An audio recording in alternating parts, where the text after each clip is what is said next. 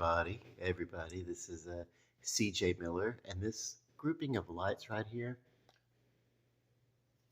I don't know what that is. Here we go. Where do I want to point to?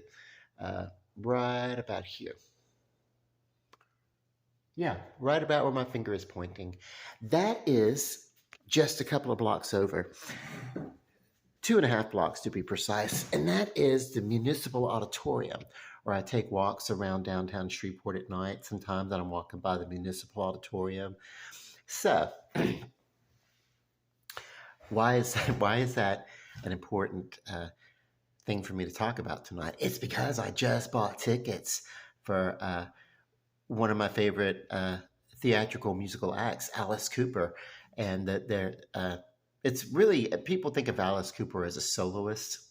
Uh, it's really a band, and it started out as a band, and then as the legend grew, uh, he just kind of took on the moniker and the character with the name Alice Cooper, and then gradually he just kind of like maintained. I think he's the only original member, so it is kind of a solo act now, and he does own the property and everything. So, but yeah, Alice Cooper started out being a character uh, that they would play for a portion of the show, and then they would play around it also. But okay, so it's great. Uh, it's a it's a callback to Screaming Jay Hawkins, who was the first shock rocker, and then of course later on we get some Jethro Tull segueing into Alice Cooper. Those two bands kind of saved some. They had some like Jethro Tull. A couple of the members moved on to Black Sabbath. Like they left Jethro Tull and they formed Black Sabbath with Ozzy Osbourne, who is a great shock rocker, and then there's Alice Cooper and everything. So around that time, all this was forming. It was kind of like a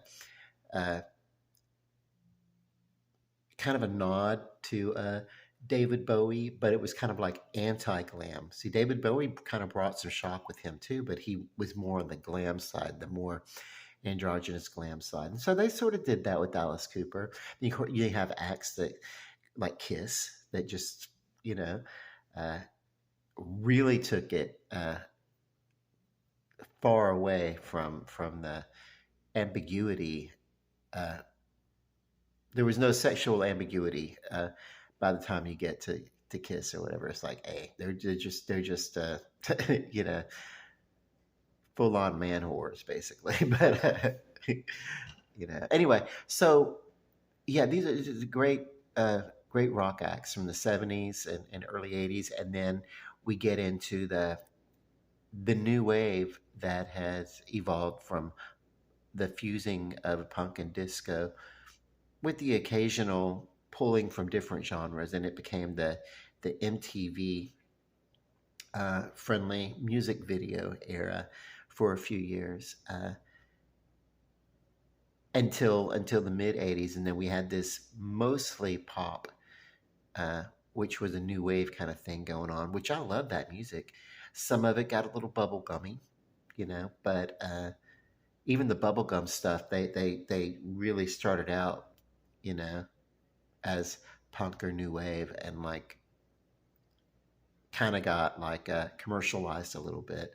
And so there was a band, Twisted Sister, and another band, Quiet Riot, and those two came out together on MTV with music on music video on MTV, and collaborating albums and everything, and that kind of like opened the door again for this new type of metal, which was hair metal, basically is what we're talking about.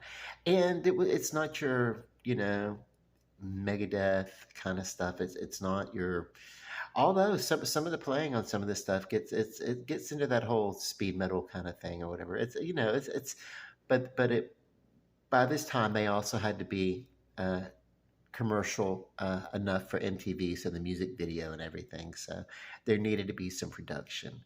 But Alice Cooper, along with Kiss, but Alice Cooper in general, they have always had a great stage show to go with the music that they're presenting. And what songs, man!